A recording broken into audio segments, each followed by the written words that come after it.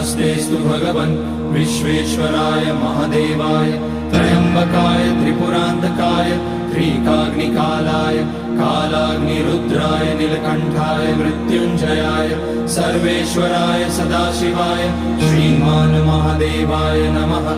ॐ नमः शम्भवाय च मयोभवाय च नमः शङ्कराय च मयस्कराय च नमः शिवाय च शिवतराय च। ॐ त्र्यम्बकं यजामहे सुगन्धिं पुष्टिवर्धनम् उर्वारुकमिव बन्धनान् मृत्योर्मुक्ष्यमामृतात्।